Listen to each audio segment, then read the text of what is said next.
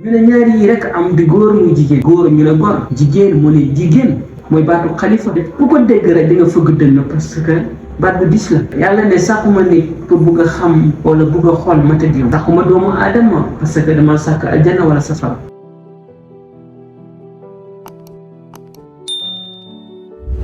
L'homme, l'humanité nit amul solo mais nité ñu ne valeur humaine en islam ñu ne qiimatul insaniya fi islam wala jaay ne nit amul solo mais nité ñu ne ñaar yi rek am di góor mu jigéen góor ñu ne góor jigéen mu ne jigéen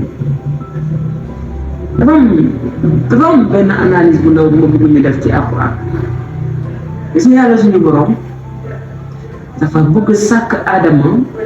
def proposition pour wàcce Adama ci suuf mu doxal ko benn mission mais dafa am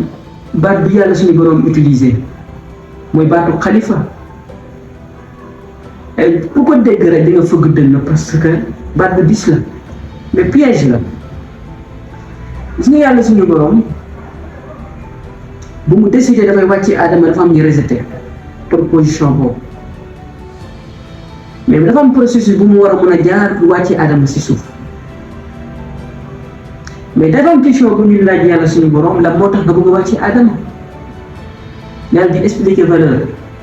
ne kuntu kanzan muxtafiyan lam uraf fa ahbabtu an uraf fa xalaqtul xalqa li kay uraf. gis nga yàlla ne sàkkuma nit pour bugg a xam wala bugg a xool matadiam sàkkuma doomu aadama parce que dama sàkk aljanna wala safara dama ko sàkk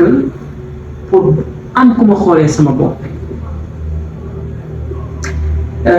gis nga yàlla suñu borom bi mu sàkkee aadama ba pare dafa am contrat bi mu def ak doomu aadama mais zone bu muy wax alastu bi rabbikum ñun ñëpp nga ne d'accord. On sait bien que ne yow suñu borom et c'est simple mais bon yàlla suñu borom daf bi mu décidé wàcc Adama dafa am fu mu ko dalal ñëpp naan aljanna aljanna aljanna mais yàlla suñu borom moom wax ci alquran kenn du dugg aljanna di génn léegi ban aljanna la Adama duggoon muy métti werante bu métti si borom xam-xam yu bëri. mais Adama mu ngi nekkoon ci benn jardin boo xam ne mun nañu jàpp jardin bu luxe la romb na sa luxe mais foofu la piège bi nekk lan la wax Adama mooy que waroo fa def benn erreur mais soo fa defee benn erreur dañ lay wàcce effectivement loolu la bëggoon erreur boobu moo dal Adama moo wàcce ko si suuf léegi mission bi commencé na. yàlla suñu borom bi expliqué ne Adama wa ma hadihi alxayatu dunya illa laibun wa lahu wala daarul axira hiya alxayawan law kaanu yaalamun. gis nga yàlla di fàttali Adama toujours pour woon que ne fi nga jógee moo gën fi nga jëm caaxaan képp la mu ñëw waxaat ko bal tuutiruna alxayata dunya wal axiratu xayrun wa abqa.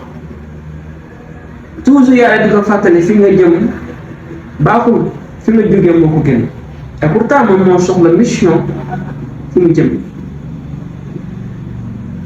gis nga nit dafay juddu ñu nodd ci nopp bi ñu liqaam ci nopp bi ci nit juddu jooy ñu sang ko nodd ci nopp bi liqaam ci nopp bi.